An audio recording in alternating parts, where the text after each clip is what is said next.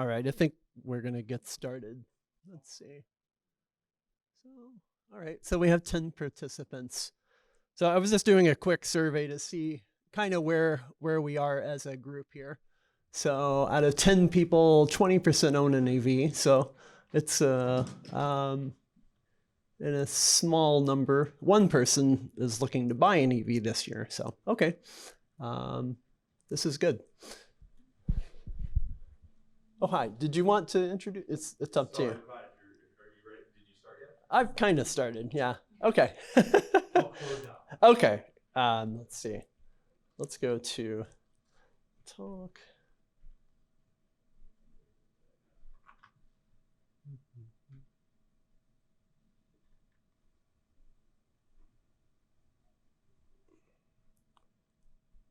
I don't do this a lot, so you'll have to bear with me.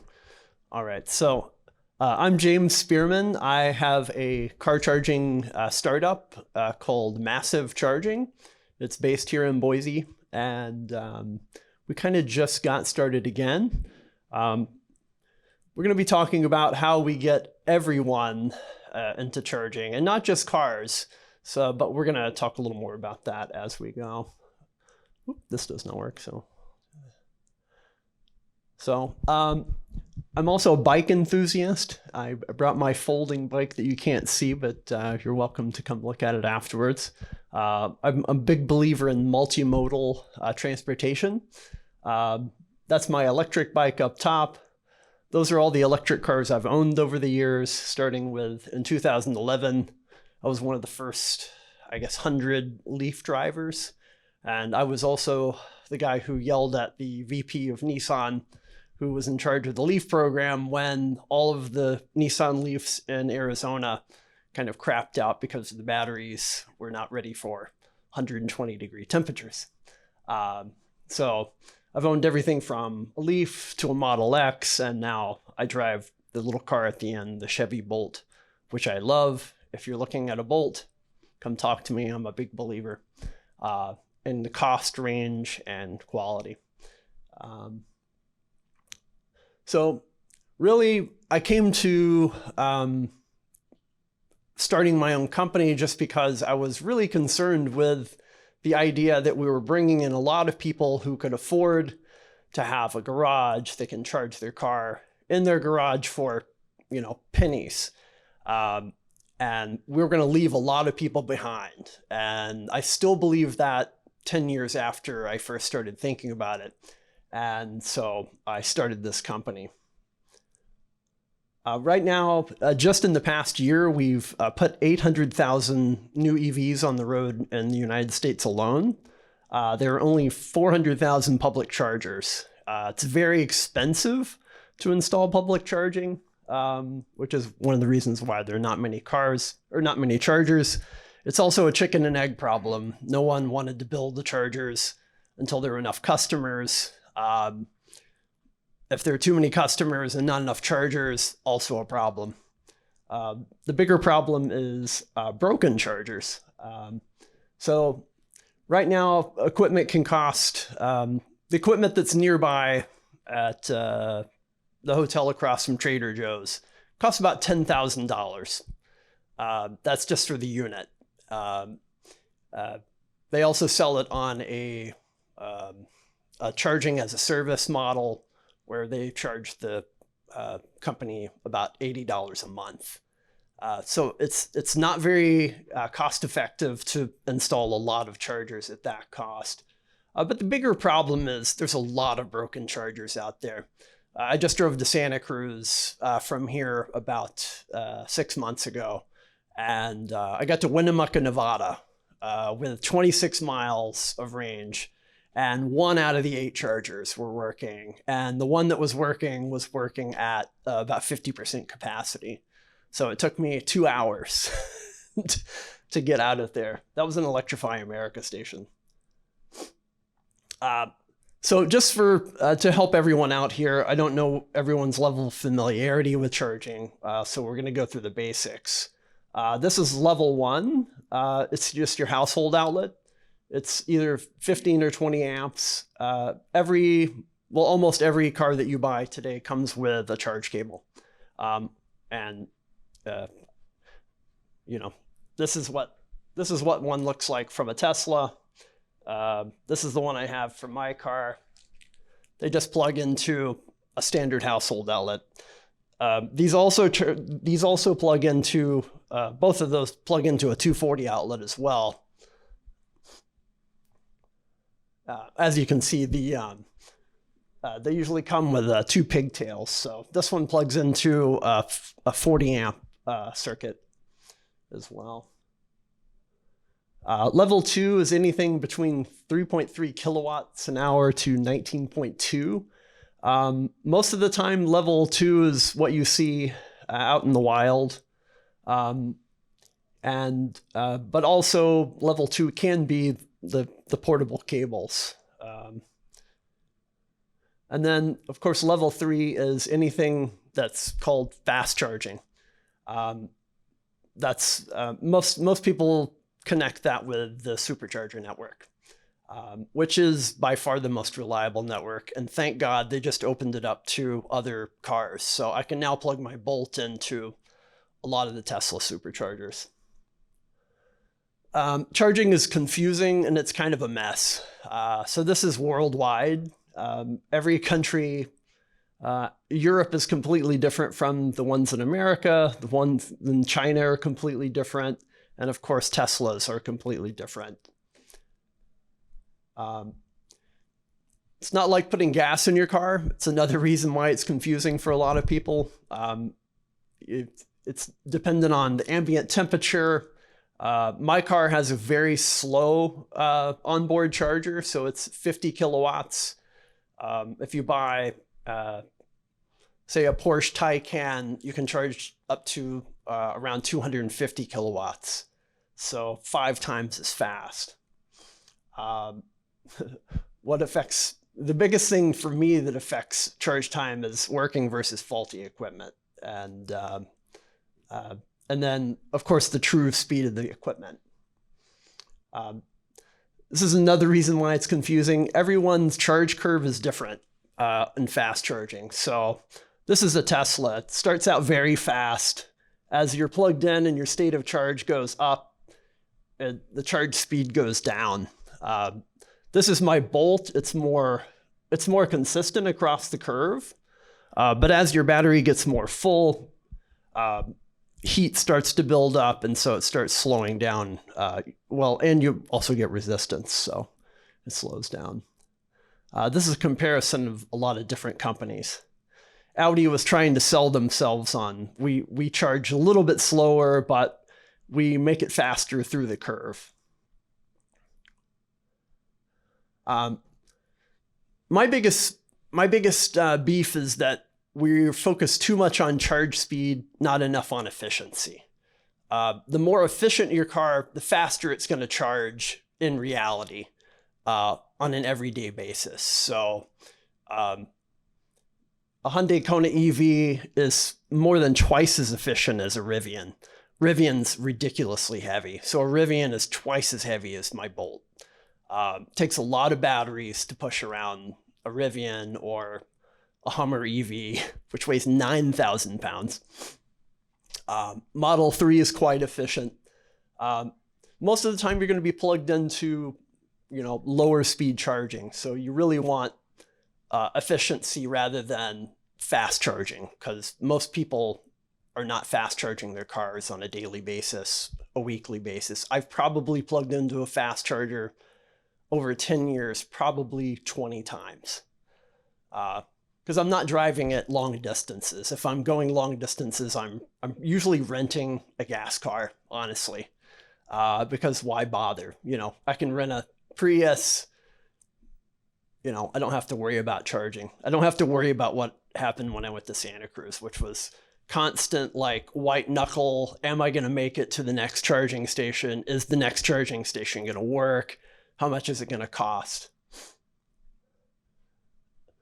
Here's a example of all the cars that are, of some of the cars that are for sale today. And if you're looking for an EV, Edmunds has a really good comparison tool that shows you the the true range of a car, because they're taking it out at 70 degrees in LA on a regular circuit and comparing those.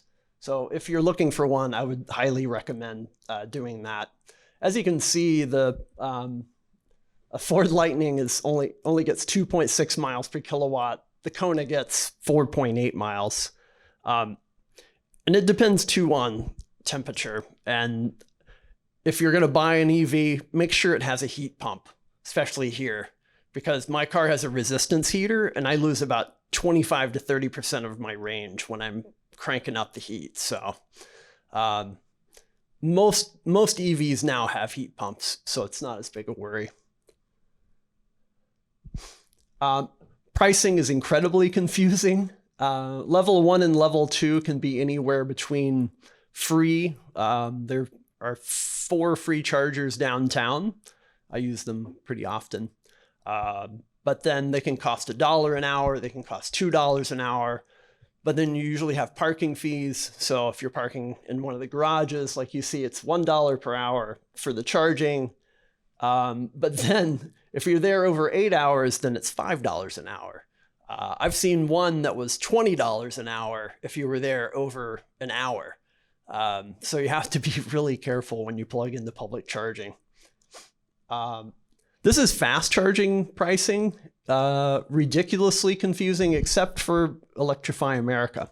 So even if their chargers don't work, you at least know how much it costs. This is EVgo, which is mostly in California. They work on a tiered model based on like how many hours, what hours you're plugged in. So it can be anywhere from 34 cents a kilowatt hour to 61 cents a kilowatt hour. Electrify America actually negotiates with utilities, so they can achieve lower pricing. So for example, your per kilowatt pricing in California for Electrify America is 31 cents a kilowatt hour. If you're charging at home at night, which is the lowest rate in California, it's 26 cents a kilowatt hour. So it's actually pretty comparable. But in Idaho, we're essentially subsidizing California for Electrify America because our cost is the same. So it's still 31 cents a kilowatt hour in Idaho, which doesn't make any sense. And this is the supercharger costs over here. So in Scotts Valley, near where I used to live, it's 55 cents a kilowatt hour for a Tesla charger. Home charging, like I said, in California, it's quite expensive. If you're charging during the day, it's 57 cents a kilowatt hour. And we'll get to what this means a little better. We're very lucky in Idaho. Our costs are ridiculously low. We have some of the lowest costs in the nation. So ranges anywhere from 10 cents to a max of a little over 12 cents a kilowatt hour. So it's an incredibly good place to own an electric car. Here's what it'll cost you in comparison. And so my Bolt, for example, $298 a year to charge for 12,000 miles. A Prius, $762 to pay for gas. But this is the crazy one. A 6,000-pound F-150 Lightning will cost you less than a Prius to drive 12,000 miles in Idaho.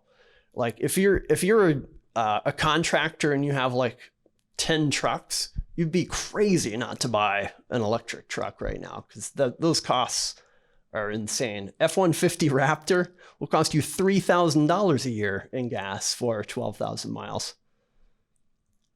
And the Lightning is faster than the Raptor, by the way, if you're in a drag race, which you shouldn't be. California, it's a little different. My Bolt will still be less than the Prius, but surprisingly, the Lightning is still almost cheaper than the Prius to drive in California. If you're fast charging, it changes the game a little bit. So in Idaho, it costs more, but still not a lot more, even if I was fast charging every day. And then California, it evens out a little more. So it's about the same. demand charges, I was just talking to one of our audience, and she was talking about how we could be looking at demand charges here, and what that is certain peak times of the day, electricity can go. If you're an industrial user, electricity can go from 13 cents a kilowatt hour to $23 a kilowatt hour. So a lot of fast charging stations are losing their shirt because they're paying demand charges. And so Electrify America came out and said some of their stations were costing them upwards of $250,000 a year extra because of demand charges. And that's a big problem with fast charging, especially in California. Not so much here yet. Some utilities are passing this into to ratepayers and to consumer ratepayers already, and we are going to probably see more of that in a lot of states. So when I was living in Arizona, SRP instituted demand charges for consumers while I lived there. So don't get too comfortable with your low electricity prices because things could change.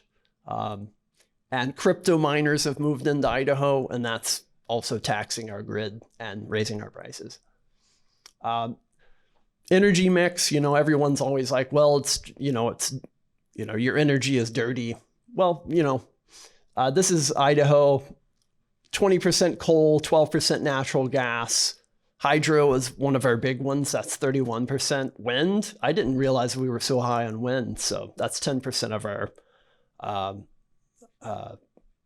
our use. Solar's pretty small. The national averages aren't as good as Idaho, so our grid is pretty clean here by comparison. This is a map of the chargers here in town. It may look like a lot, but it's not. So we're down here. There's probably 20 stations downtown. Most of them in parking decks. This is kind of the crazy one to me. This is ChargePoint. This is the largest charging company in the United States. They were based in Campbell, California. I used to live about 30 miles from their headquarters. I had a meeting near their headquarters, and when I went to the meeting, I parked. I was trying to find a charger for my car. I had to park like 2 miles away from the coffee shop, and that was within about 5 miles of their headquarters. So even and there are a lot of electric cars. We only have about 5,000 electric cars in all of Idaho. When I was in Santa Cruz County, we probably had 5,000 in Santa Cruz itself. So you may not see a lot of them on the road, especially when you get outside of Boise itself. But things are changing rapidly in other states like New York and California and Texas. There's some goofy solutions out there. This is a very expensive unit. It has a battery, it has a articulating solar panel, and a level 2 charger at the bottom. I just saw one of these the last time I was in Santa Cruz. The good thing is you can put them in like a national park where you don't have to connect them to a grid, but the likelihood is you will never see one of these. I just had to throw it in there. It's not just about tailpipe emissions. New passenger vehicles are 98 to 99% cleaner than they were in the 60s. I don't know how old some of you are, but my first car took leaded gas, and there was a lot of air pollution back then. We've cleaned that up a lot in our fuels. Your EV is fat. I was talking about this earlier. 9,000 pounds. I just can't imagine driving a car that heavy. Like I said, my car is 3,500, which is still about 1,000 pounds heavier than a similar car. So like a Honda Fit, it's about the same size. Batteries are dirty, unfortunately. This is a pit mine that mines cobalt in the DRC in the Congo. Some of it's done like by professional miners. A lot of it's done by artisanal miners. So people are literally like digging it out of the ground with their hands and digging very, very dangerous tunnels. A lot of people die. A lot of kids die. And this is right next to a city. So that pit mine I just showed you, this is a city right on the edge. And that's how much it's grown in 5 years. Fortunately, batteries are getting a little cleaner year by year. So Tesla now has about 50% less cobalt than they did 10 years ago. Their Chinese cars don't use cobalt at all. They use lithium iron phosphate batteries. This is here near Salmon. There's a 34-mile long strip of cobalt. It's a lot cleaner to mine here. Not crazy about mining, but we live in a modern economy. Everything we have, everything is mined or extracted. So I'd rather have it be clean. So this is now creating cobalt right here in Idaho. But it has to be shipped to Chile to be processed, then shipped to China. So it has a long tail of emissions by itself. Like I said, lithium iron phosphate is coming. Ford is building a plant with cattle out of China that will produce all lithium iron phosphate batteries for their vehicles, which is awesome. Solid state batteries are coming. They can still be dirty though, but they're a lot lighter and they don't catch fire. Lithium iron phosphate is less likely to catch fire as well. Tires are dirty. I just learned this recently. It creates a lot of particulate matter. So it's not just your car, it's everything. And, everything in life is a trade-off. And so we have to, it's good to know these things, even if you are participating in them as I am. Cars still need roads. This is how much road it takes for the same amount of people for bus, bikes, and cars. And roads are incredibly expensive. So, it starts at around $1 million a mile just to mill and resurface a road. And it goes up to about $9 million for a multi-lane road on an interstate. So building more roads for cars is pricey. This is another example of how you can move people in a more efficient way. I've lived in cities with great transit. I loved it. I lived in DC for a while. I lived on Capitol Hill. It was awesome to be able to hop on a subway and just be somewhere else without getting in a car, finding parking, especially in a big city. Cycling, man, if you live in Boise, if you don't do a lot of cycling, you're just missing out. The Green Belt is awesome. The Boise Bicycle Project. How many of you have been to the Boise Bicycle Project? I freaking love that place. Of all the places I've lived, no place has a resource like Boise Bicycle Project. If you don't have a bike, go down there today, buy one for $40, hit the Green Belt, have a great time. I met someone here who's just at Treefort for a week. He went and bought a bike for $40. He's going to ride it for the week and then take it back and give it back to the project. And I was like, that's awesome. Very smart. Yeah. If you live in downtown, you can definitely live a life without a car here pretty easily. Boise has a lot of great alternatives. They have 4 electric buses now. Crazy. I don't know if you've ridden in one. I don't know if you've been next to one. Super quiet. Very cool. They're Proterra buses, built in North Carolina. The city also has a van pool. Fantastic. This is kind of, all the other options. One of the best electric cars I've ever seen was my parents when they got old. They bought themselves a golf cart. They lived in a small town, and that's what they drove every day. That was their car. They lived in South Georgia, and the weather was nice. So they literally did went to the doctor, the grocery store, in a golf cart. So there's so many alternatives now that we didn't have a while back. I'm going to skip the GHG emissions for now because I think I'm running a little behind.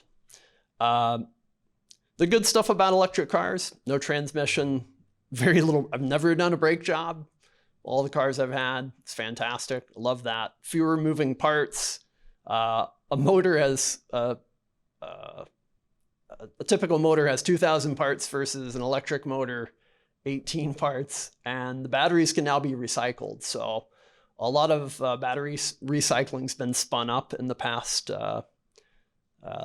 couple of years alone. This is my favorite motor, and if I had $130,000, I would buy this car, but I do not. The motor weighs 68 pounds, produces 470 horsepower. That's more horsepower per weight than an F1 race car, and that motor is about this big. It's absurdly small, and that weighs less than the transmission in my old Miata. And that's the whole kit and caboodle right there. Ideally, we'll get our energy from here, not from terrible places. The house on the top right was my old house in Phoenix. I had a 15.6 kilowatt solar system, powered our house or offset our house in both cars, which was pretty cool. That was before you could get batteries. Better than getting our energy from here. This is back during the first Gulf War when Saddam blew up all the oil wells. Or here, the Deepwater Horizon accident. And less and less we're getting our energy from coal. The third largest coal plant just was blown up in Arizona about maybe 2 years ago, the Navajo Generating Station. And the Navajo Generating Station only had one purpose. It just powered the pumps to get water down the Cap Canal to Phoenix and Tucson. So now that's running on clean energy because the sun always shines in Arizona. If you don't have solar, it's just ridiculous. So there are about 100,000 gas stations in the US, and that's perfectly served our needs as a country. It's easy. Everyone knows roughly how much gas costs. I think that's been one of the problems in transitioning people over to electric cars is it's kind of confusing. It's a confusing mess. You never know how much it's going to cost, especially if you can't charge at home, which I've done. I mean, 99% of my charging has just been plugging in my garage. Like I said, there are 400,000 charge stations. There are 3.3 million EVs in the country now. That number goes up by several 100,000 every month. Like I said, there's a lot of broken chargers. The one that drives me the craziest is the one next to Whole Foods. It's been out of order for 8 months, and I don't think anyone's ever going to fix it. After 5 months, they finally put an out of order sign on it. I appreciated that, but still problematic. Fast charging is not necessarily better. It's what we're spending a lot of money on.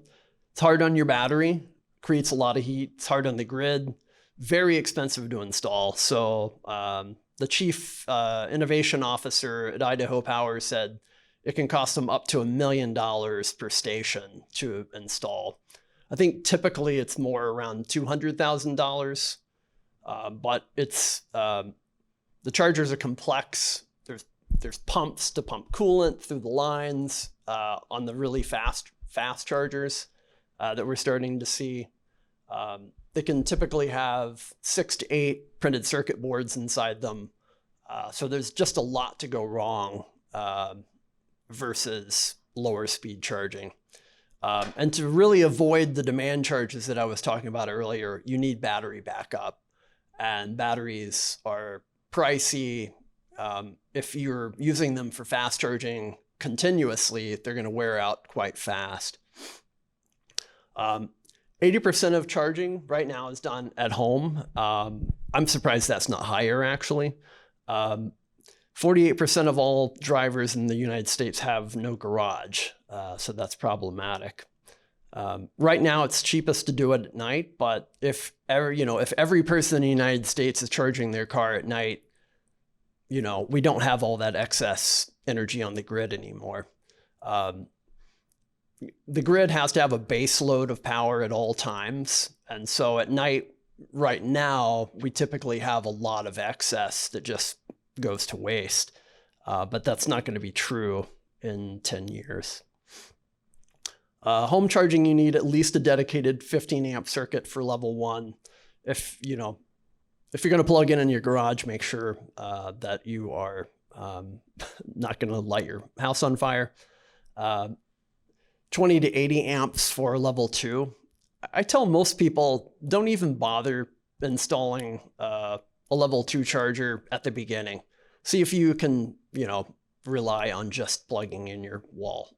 That's what I've done most of the time. I have a level 2 charger in my garage that I've plugged into 3 times since I moved to Boise. It's there. It was free. A lot of times you'll get a free one, depending on the car you buy. But you need the space on your breaker panel. And if you're installing, so the Ford F-150, for example, requires an 80 amp circuit.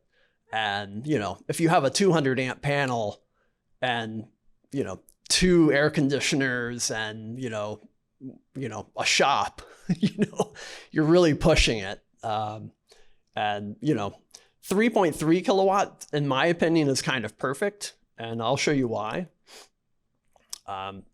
Before we talk about that, some people always ask about vehicle to grid. So you can, with some cars now, with the Ford, with the Hyundai, with the Hyundai Ioniq, you can actually feed power back to the grid. But there's only one charger on the market that I know of, and that's the Ford, that will allow you to backfeed. But the cost to do it is about 10 grand.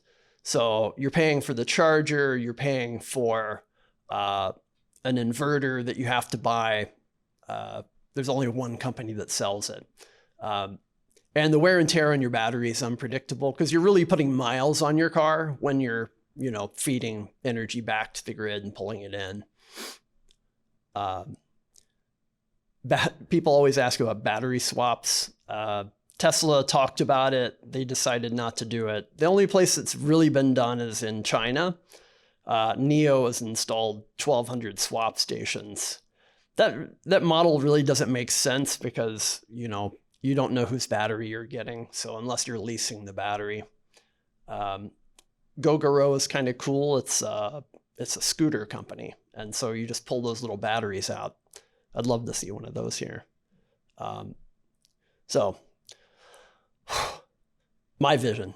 So I'm really a big believer in level 1 and like really low level or low speed level 2 charging. So 20 amp circuit. So you can run both, just a household outlet and 3.3 kilowatt through a 20 amp circuit. And that's where my company is going. My belief is that your car is like an iPhone. And so ABC, always be charging. EV charging isn't the gas station model. You really want to think about it more as like your phone. You're always plugging it in when you can. Most people don't need a lot of charging. They don't need a fast charger. Their commutes are small, less than 33 miles for 90% of commuters. And so we really want to target people who are parked at airports, they're parked at work, they're parked at their apartments, and give them a really low-cost way to charge. To solve the reliability problem, we want to be able to replace it quickly. So the unit we're designing doesn't need an electrician to replace it. It just needs one tool.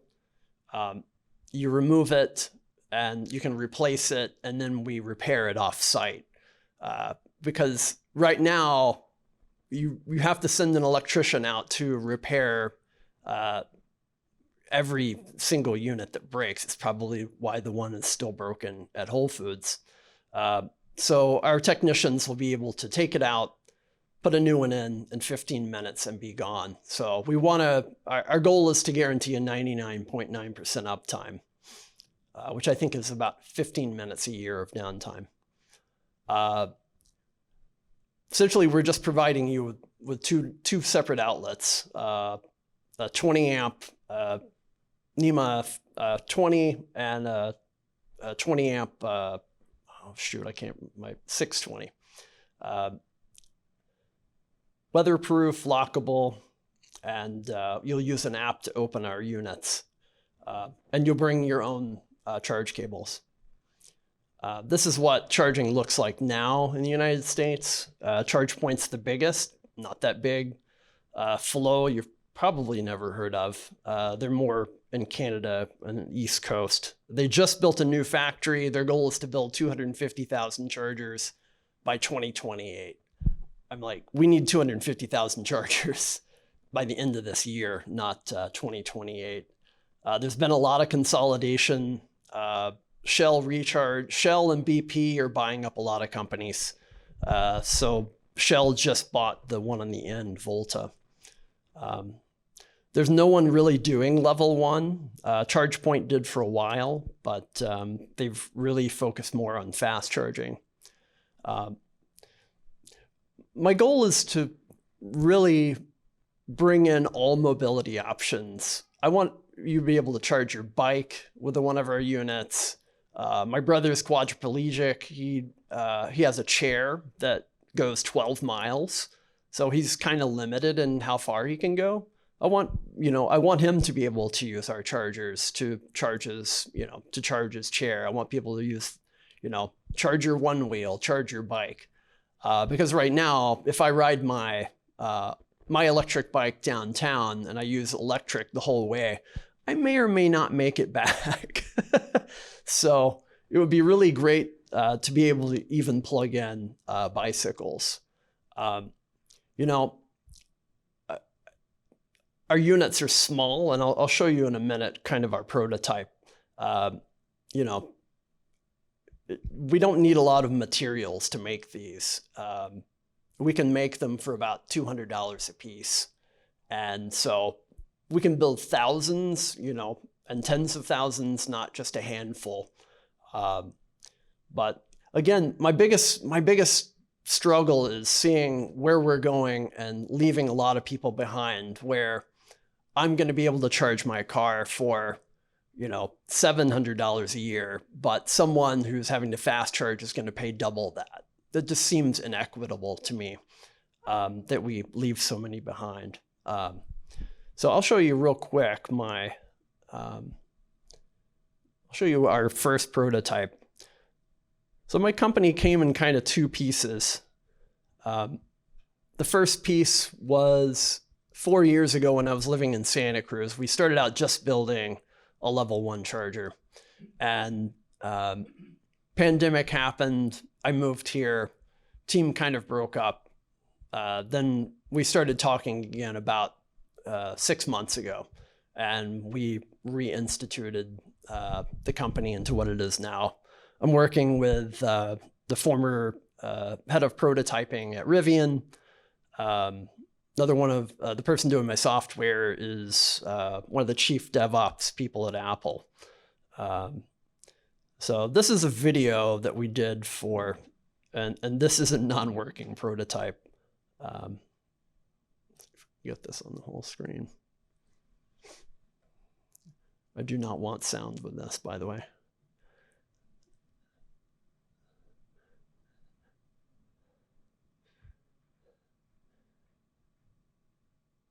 And so it's a very small box. It takes about 45 seconds to go from taking it out of the back of your car to plugging, using the app and plugging it in. It's not much time, and it's a little bit of a hassle, but no more hassle than going to a gas station once a week.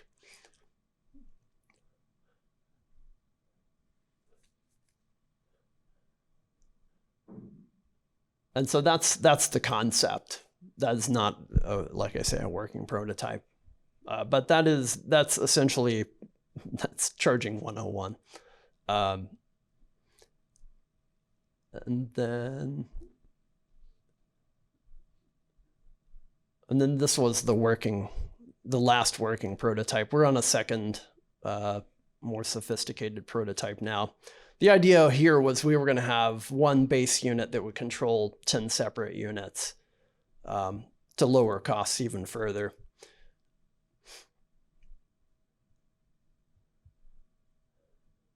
What's funny is even though it looks really, really janky, when you would show engineers loved that crap. So I showed an engineer who was a partner at a venture capitalist firm, and she had me take the whole thing apart, and she was super excited to see like what we had done. So when the box opens, there's no power to the box. When the box closes, that's like you saw that's when the light lit up. Okay, that was a very rambling presentation. Does anyone have any questions?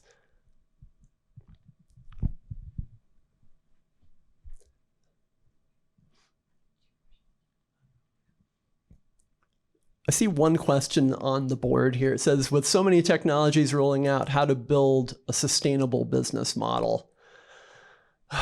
Yeah, that's really tough.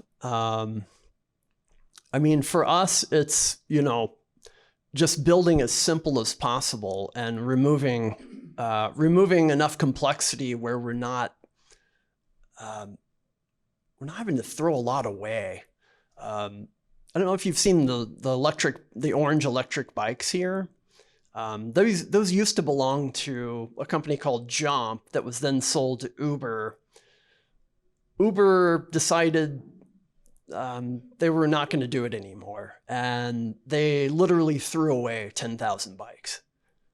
10,000 60-pound aluminum bikes with motors. I think the motors and batteries might have gotten salvaged, but we really can't continue to live like that as a world where, we bring in a sustainable solution and then, we just throw it all away. So yeah. So my answer is simplify as much as possible, because you don't need as much complexity as we're being offered a lot of times. So yeah. Was there a question? Yes.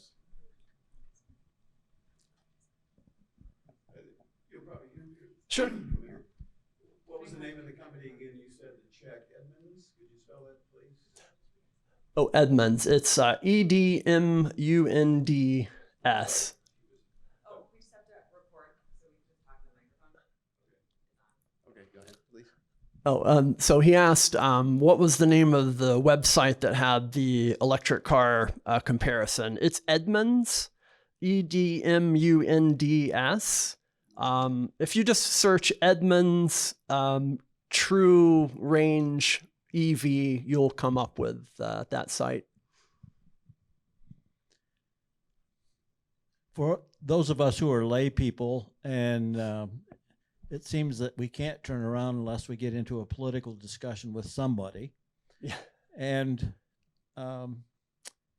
what's your response? Maybe the top 3 responses you might have. If I'm a person who probably isn't in the room today, but they would say, they would come up with their top 3 reasons we should not be doing electric vehicles, battery issues, and whatever they might be. I'm just curious about what your take would be if you were confronted by somebody who didn't agree. Yeah. I have run into a lot of people like that, and I think I try to be empathetic because, we all have our commitments to ideological beliefs. And, in my presentation, I really tried to show a balanced view of where we are and the benefits. And I think there are problems. And so when people come to me and say, well, it's a dirty grid, I'm like, yeah, you're right. It is a dirty grid, but it's getting cleaner. And, it's fits and starts. We're putting in battery backup to,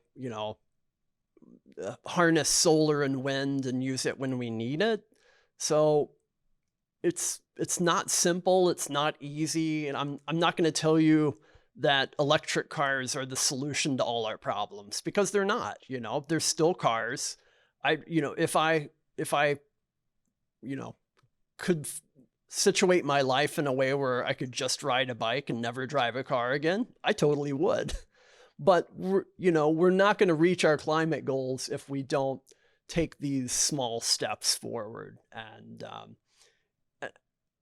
And I think for most people, if they're, they don't believe in climate change, just, show them they can have an F-150 that, saves them $2,000 a year. I think a lot of people, they'd be like, oh, I'd like to save $2,000 a year, whereas they might not give a shit about climate change. So, yeah, those discussions are hard, and, some people you just won't bring to the table because they don't want to be at the table necessarily.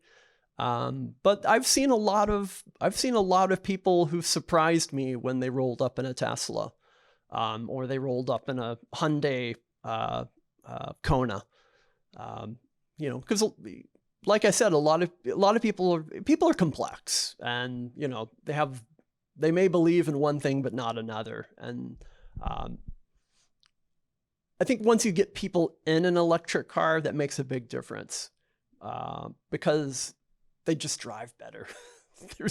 My Chevy Bolt drives as smooth as a Mercedes. You can't deny that. So, yeah.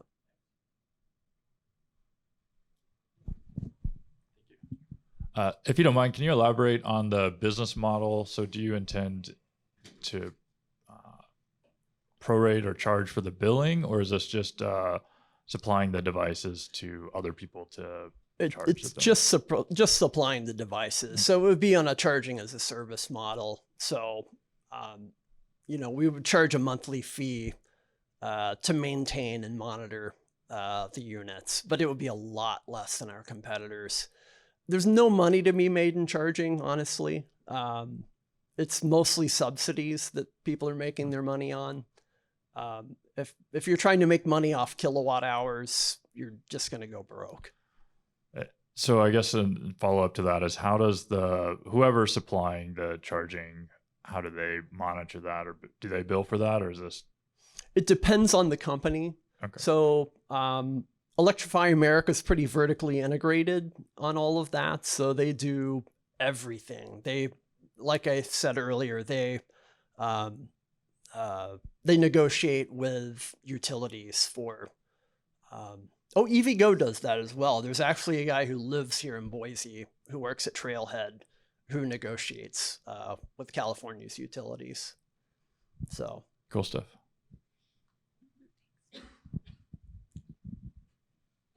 Anyone else? Oh, we got another one up here. Hi, thank you. And thank you for coming out here today. Can you speak to where you are in terms of how close you are to beta testing prototypes, and how you envision rolling that out from like small to big? It's a terrible, terrible time to raise money. Silicon Valley Bank imploding was not a good thing for anyone in a startup. It was already problematic before that. Now I think if you don't have a product on the market, it's harder to raise funds. And that's where we are right now, is trying to raise money to build the second prototype. We've been working with tech help at Boise State, and